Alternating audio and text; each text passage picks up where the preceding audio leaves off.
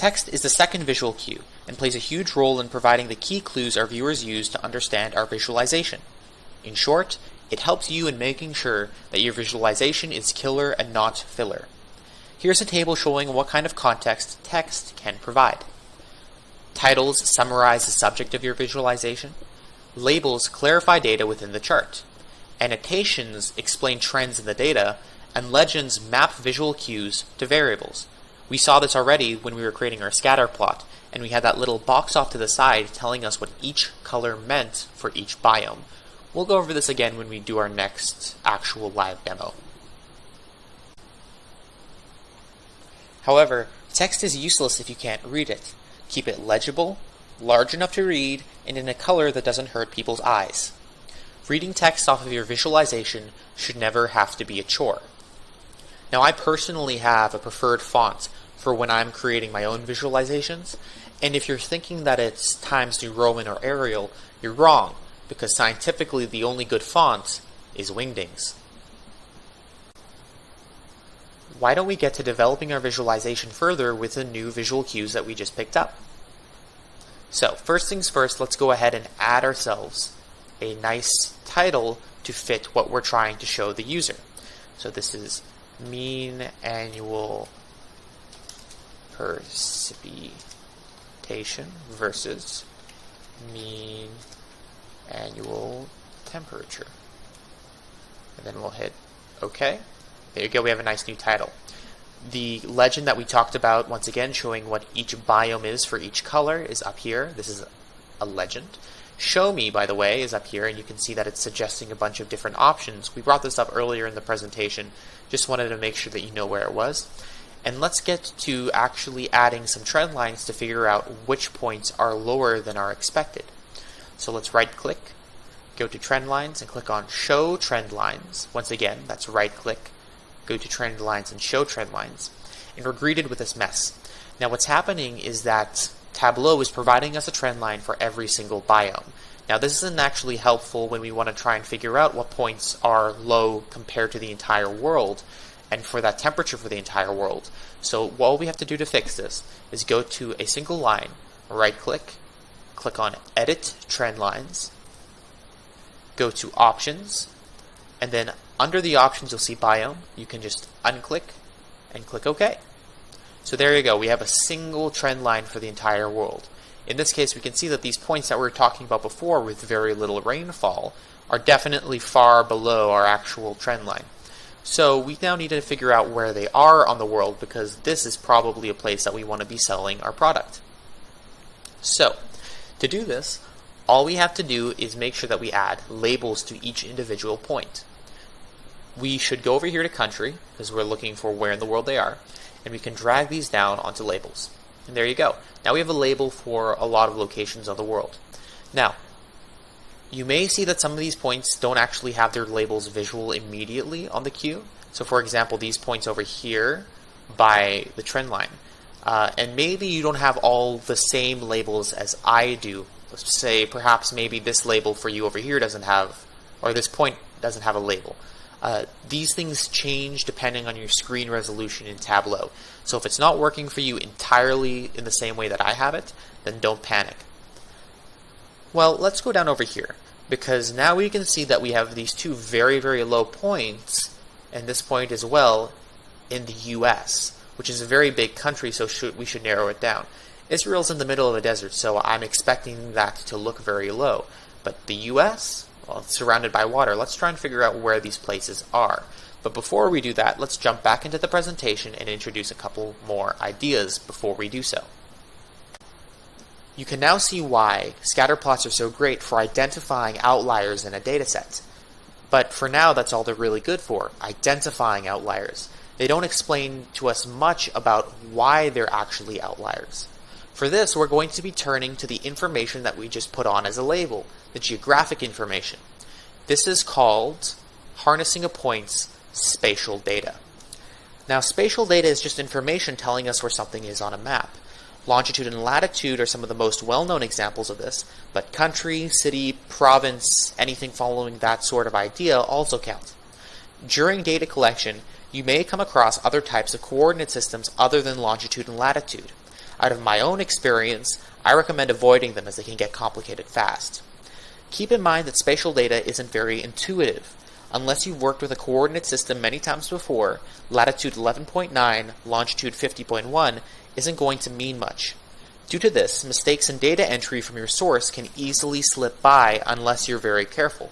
For example, when preparing the dataset for this workshop, we ended up finding a few points off of the Somali coast, you can see a picture right over here, that were massive outliers for the region. Upon closer inspection, we found that they were labeled Germany, and their latitude and longitude were actually swapped by accident. Moral of the story is always check your spatial data. Now, by putting these points down on a map, we can look at geographical features like nearby coastlines, mountains, deserts, etc., so that we can get better context for why those points are there. We're now uncovering the reason for why these points are outliers in the first place. We're going to get familiar with this idea by first constructing a very basic heat map. Now, it won't exactly show us anything that we don't already know, but it will give us a good idea and highlight some key topics that I'm going to bring up a little bit later. So let's open up Tableau, and we're going to start off by creating a new sheet. I'm going to rename this sheet heat map by double-clicking on it. I can also rename this over here and call this scatter plot, just for keeping track of everything. And the first thing that we're going to do is go over here to country and drag this down into the middle.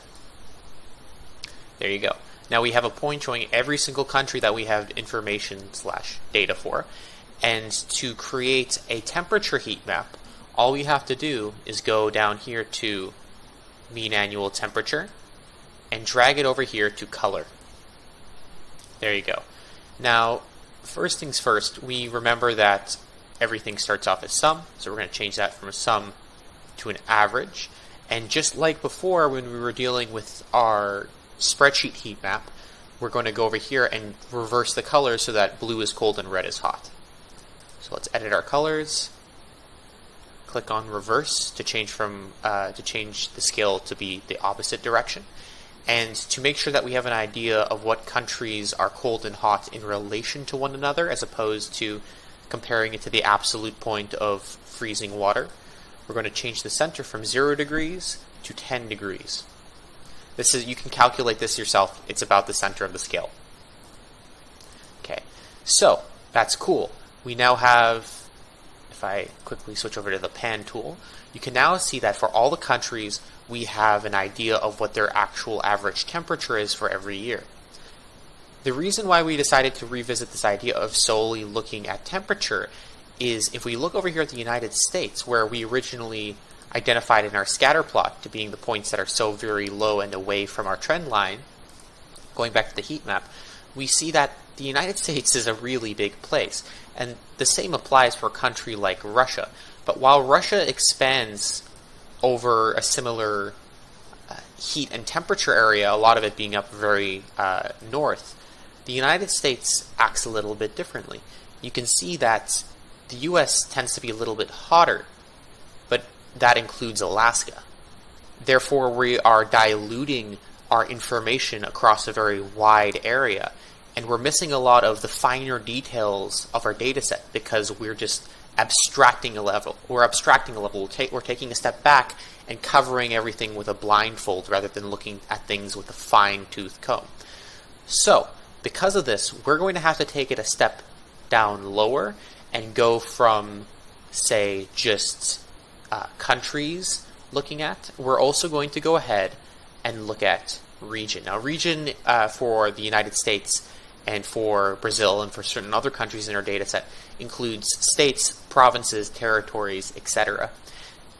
To get a better idea of what we're dealing with, especially in the United States, because the United States is so big, we're going to want to take a look at where exactly these points in the US are. First thing to do is we're going to create a copy of this scatter plot. We're going to right-click, and on the scatter plot sheet, we're going to right-click and go to duplicate. So we now have scatter plot 2. We're going to call this one US scatter plot. And I'm going to change the title up here as well.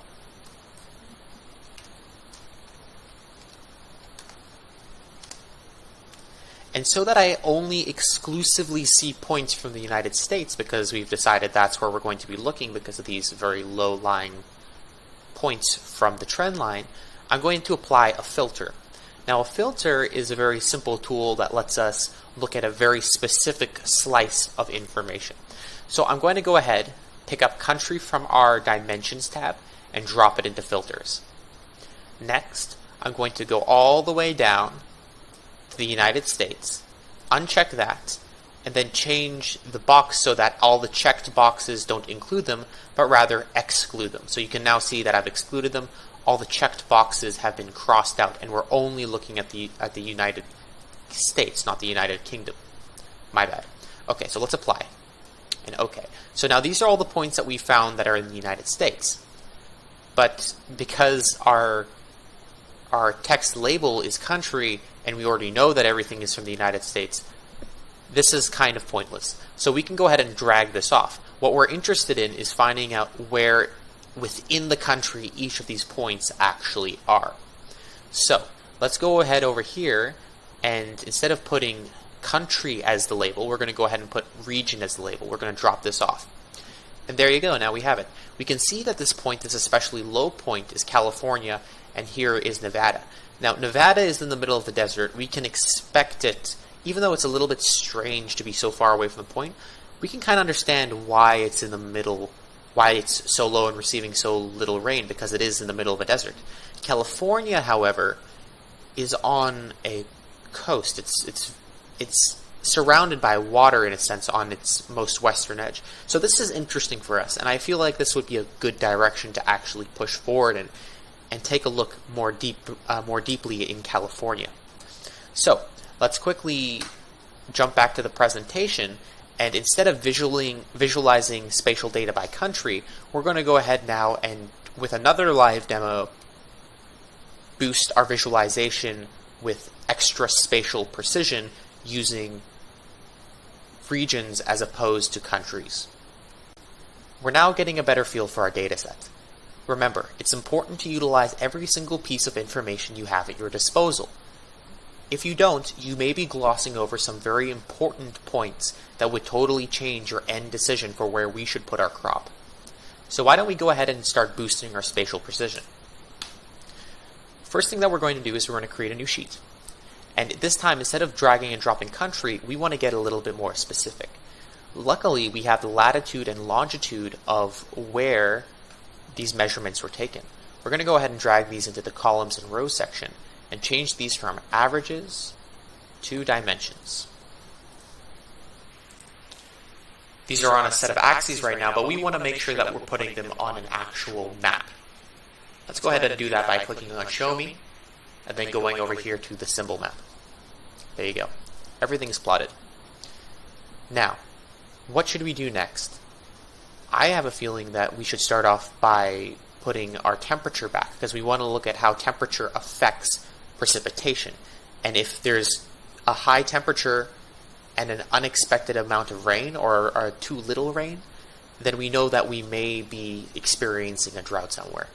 So let's go ahead by first taking our mean annual temperature, dropping it into color, changing it from a sum to an average, going back to this little arrow next to our color key, edit our colors,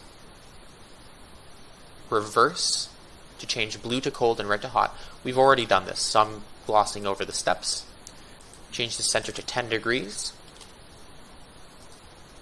And now we have a good idea where everything sits in relation to one another. This is starting to make a lot of sense, since our hot points are down south in, say, Texas and Florida, and our cold points within the United States are up in Alaska. We're now getting a better feel for how this information plays out, and it's a lot more realistic. I'm going to make one more small change for my own personal preference. If you click on this button over here, Colors, we can actually give everything a black border, which I feel makes it stand out a lot more. Okay, now we want to take a look at how rain plays into this situation. How does precipitation actually fall in these areas, and do we come up with points that seem too small or too large for where they should be?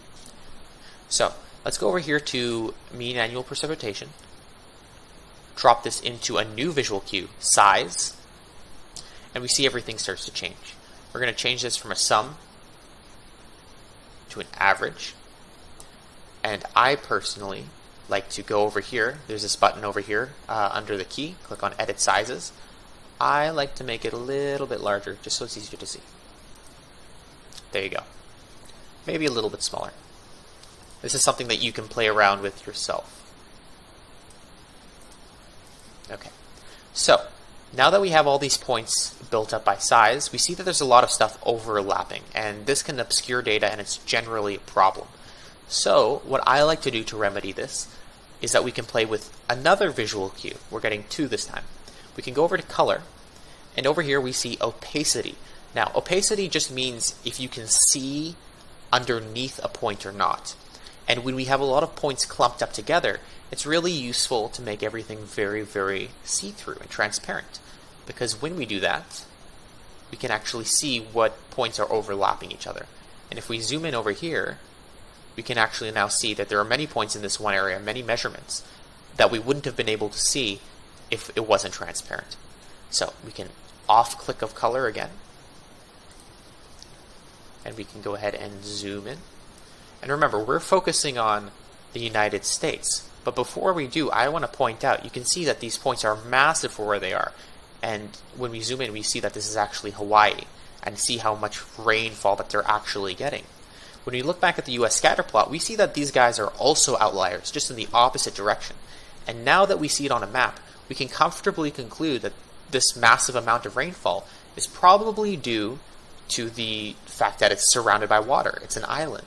Same thing if we go ahead and I scroll over using the pan tool, scroll over to Puerto Rico.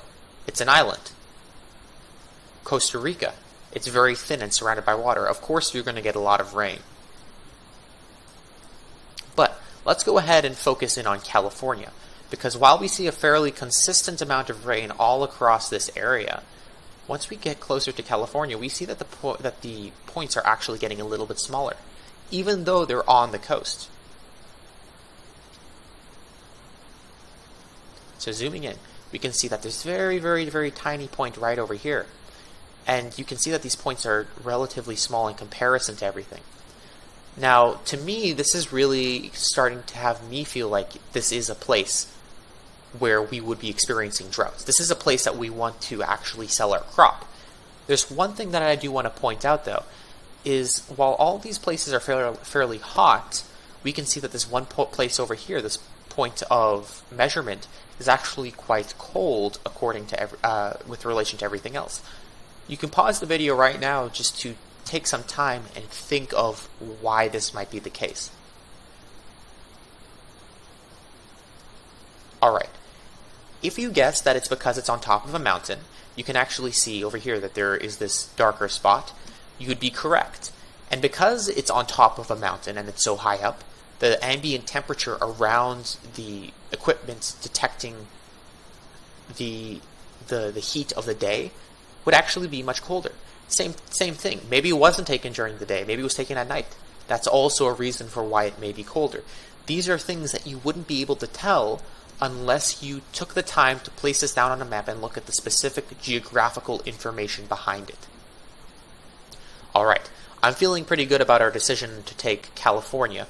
Why don't we jump back into our presentation and take some time to do some last-second verification before we make our final decision. For example, what is the most common type of soil in California? It would make sense if we tailor our crop to best suit the environment we plant it in, so it thrives and has maximum market impact. To figure this out, we can use a count. Counts are just the number of times a certain value appears in a dataset. If we want to find out the most common type of soil in California, we should count the number of times each soil appears in our datasets within California and rank them based on that. Obviously, we're limited by our dataset here. If you have a relatively incomplete dataset from a single location, the observation we make from a count will probably not be very useful. To visualize this, we will make use of a new visual cue, the angle. Pie charts are the most recognizable form of the angle visual cue. Let's create one right now to compare different soil types in California. We're going to start off by creating a new worksheet. And within this worksheet, I'm going to go up here to soil type and drag it twice, once into columns and once into rows. Because we want to take a look at the count of each soil type, we're going to go to one of these, click down, and turn this into a measurement and that measurement into a count. We now have a nice bar chart, but since we're looking for a pie chart, all we have to do is click on Show Me, go down to this pie chart button over here and click on it, and it'll automatically happen for us. Now, this looks a little crazy, and it highlights some real importances about the color and angle visual cue. Where do they fail as a useful visual cue? I'm going to start off by dragging this out a little bit. This is a tiny bit difficult because there are invisible margins that you have to find. Eventually you'll get used to it. And asking you a question directly, can you tell me the difference between this pink and this pink? Probably not easily. We want this to be an easy distinction, and in this case it's absolutely not. This happens mostly because as soon as you get around above 10 different color categories, it becomes incredibly difficult to actually easily look at the color cue, which is over here, the key for colors, and then link that back to one of these colors over here.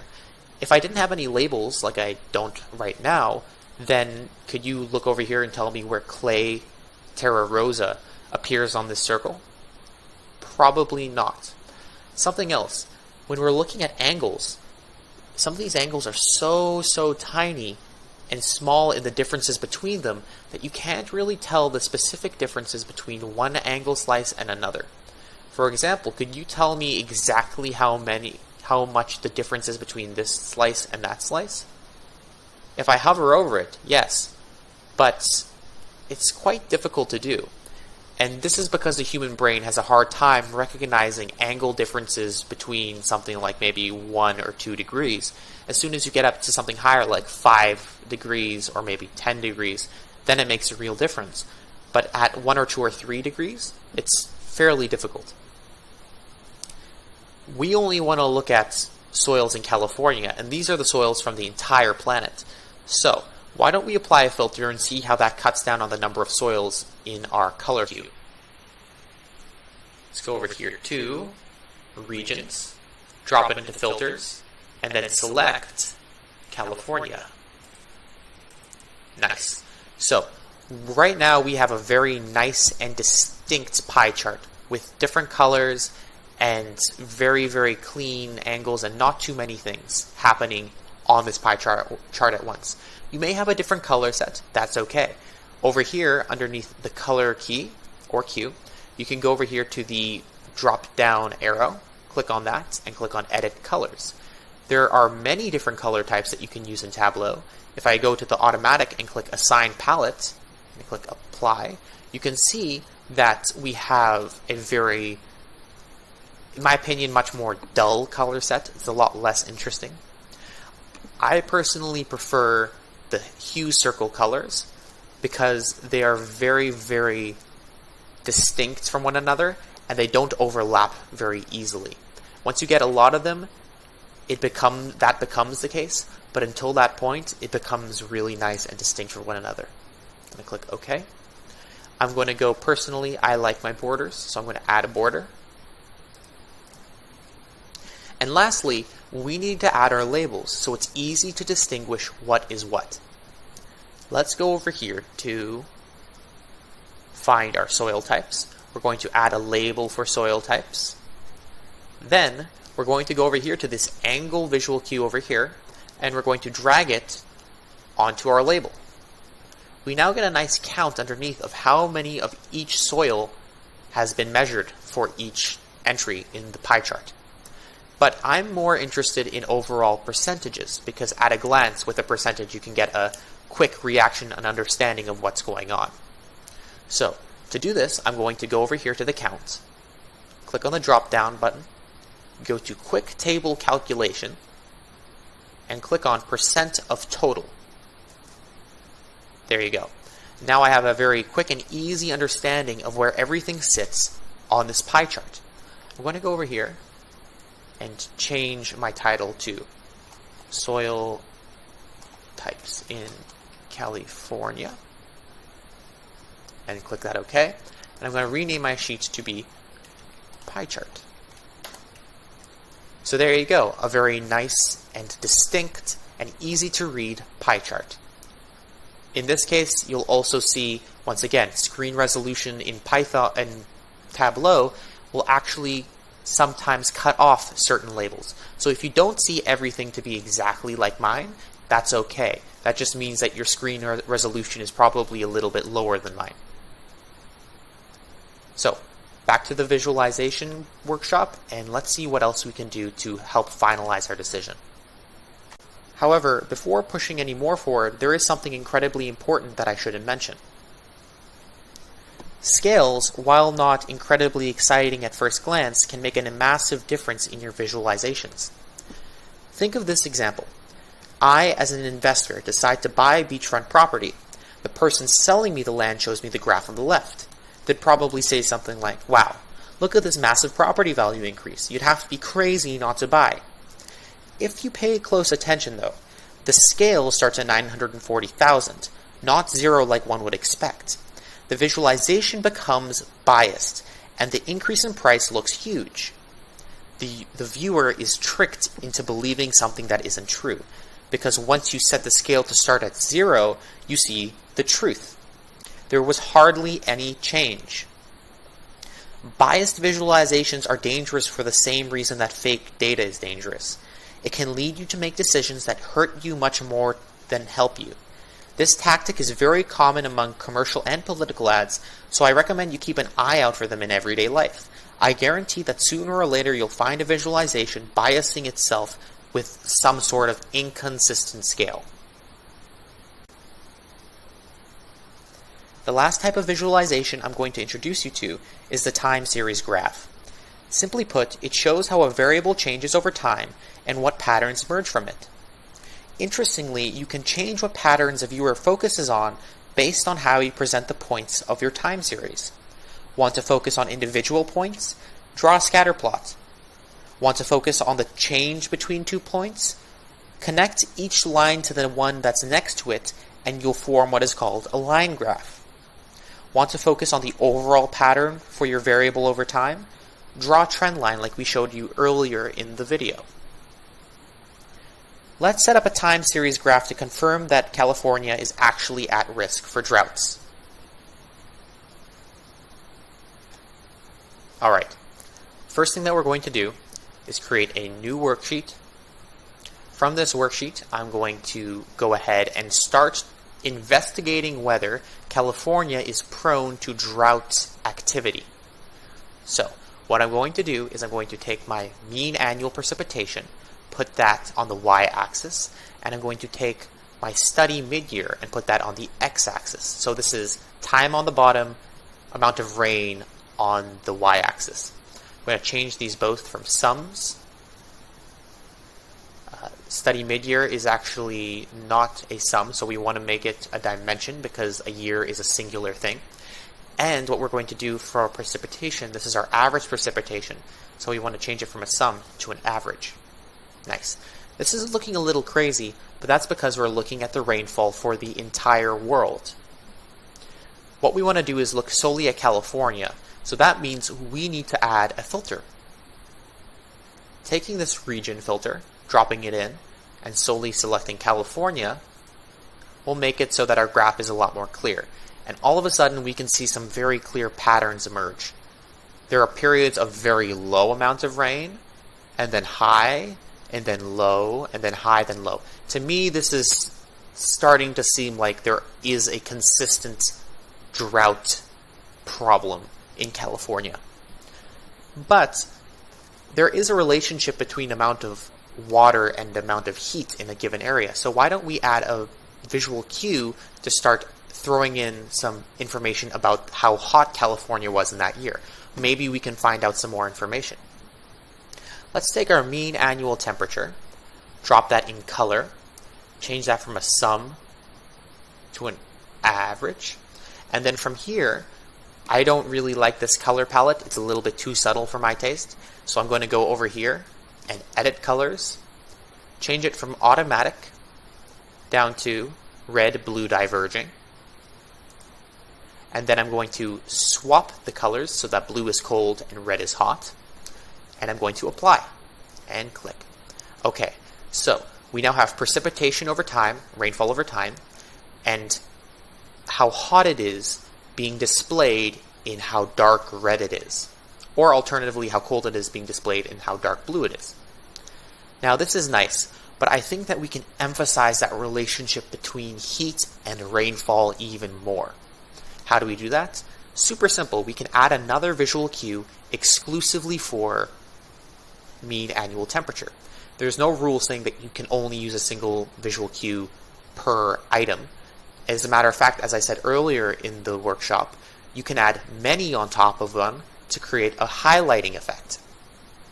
So let's do that. Let's take mean annual temperature again, and this time let's put it under size. Nice. So let's change this from a sum to an average. And now we can see when it's very, very hot, the line will be both thick and dark red.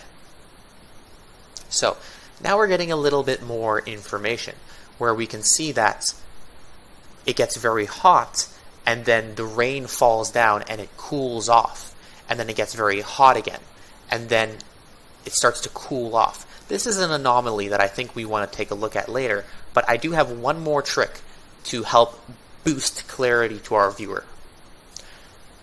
What we can do is we can take our mean annual temperature and dragging the pill, carefully bring it down to the axis. You'll see two rulers appear on top of each other.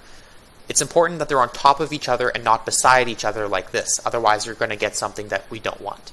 So, two rulers that are on top of each other, and all of a sudden, we get two separate graphs. Now, we now have these drop-down menus, and from this point on, it's very, very, very important that what we do is we stick with the bottom. So we'll see that this drop-down menu is exclusively for mean annual temperature. Make sure that you're focusing on mean annual temperature and not anything else, otherwise we'll ruin what we just created up top.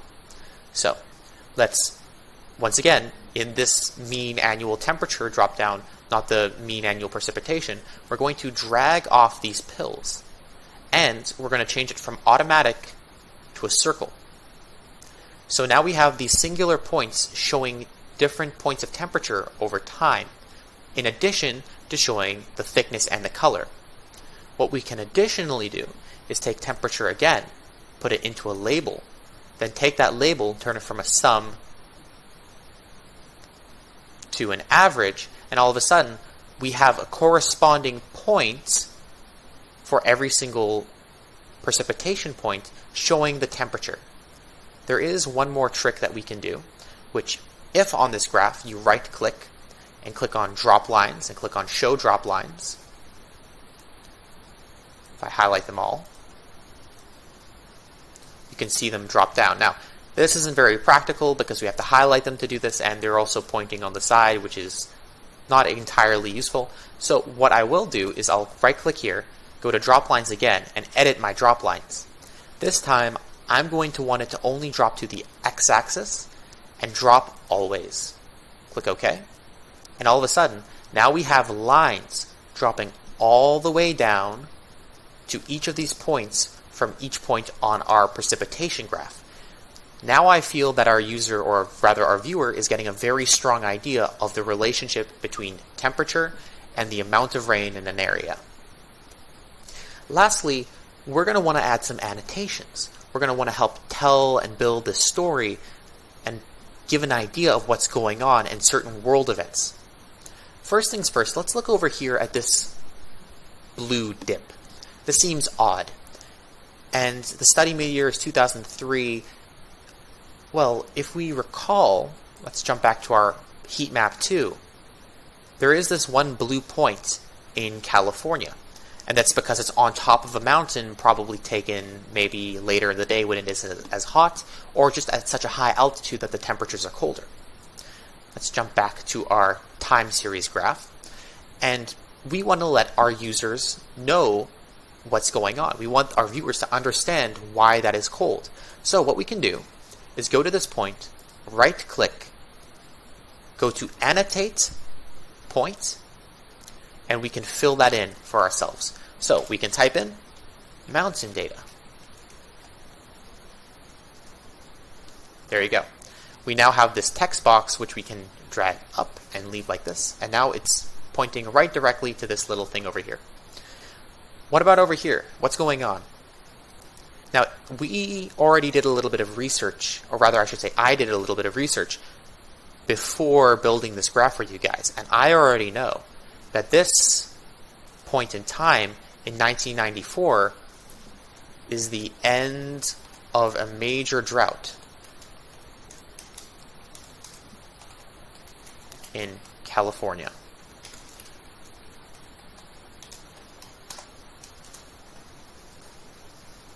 So, I simply found this by Googling rainfall 1994 California.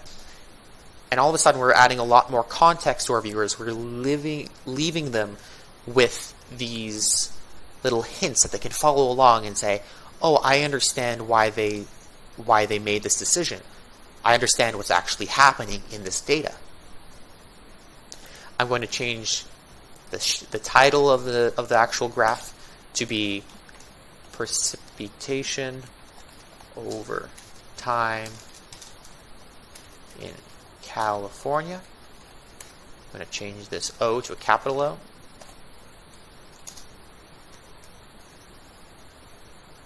Okay, and there you go. I think that we have something very, very effective and very, very telling for our viewers to actually sink their teeth into and understand why we think that California is a drought-prone location.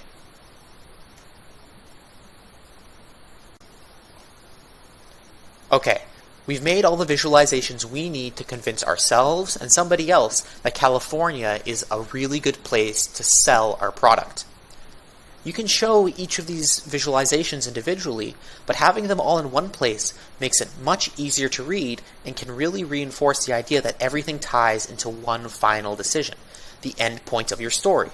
In Tableau, we can do this via dashboards. So let's go ahead and make ourselves a dashboard right now. To do this, what we have to do is, instead of clicking on New Sheet, we go to New Dashboard, which is right next door. I'm going to quickly change this to, say, Time Series, so that we have an idea of what's going on.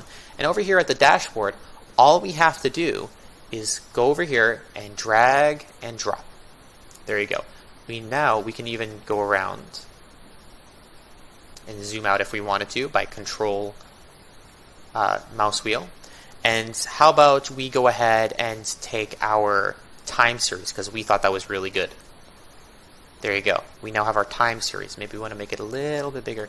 And everything is very, very pliable in this actual screen. So all you have to do is drag and drop. So maybe I would like to move this a little bit down. So all I have to do is something like this. Same thing goes for this color scale.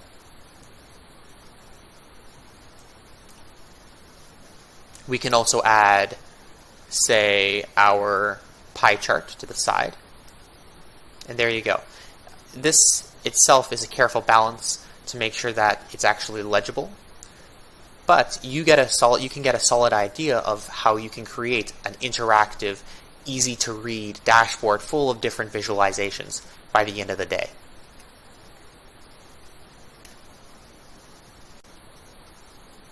This is an online lecture, so unfortunately there's no Q&A. However, we're pretty much done now. So now it's your turn to solve problems using your own visualizations. Here are some questions. Pick any one of them and use the additional data sets we have provided to find answers for them on Tableau. Feel free to pause here and try them out. Did you enjoy the process of solving a problem using data visualization?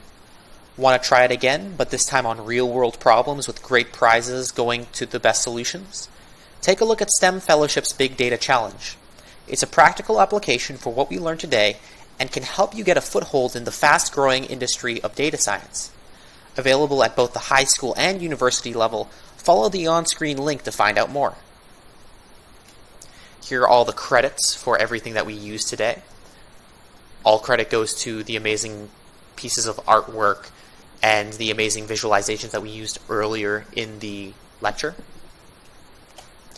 And lastly, many thanks for sticking around for the whole lecture. This really is a passion of mine, and I'm thrilled to see that you've taken an interest in it. Until next time, I'm Gabe. This workshop has been provided by STEM Fellowship, and remember, don't be afraid to innovate, explore, and create.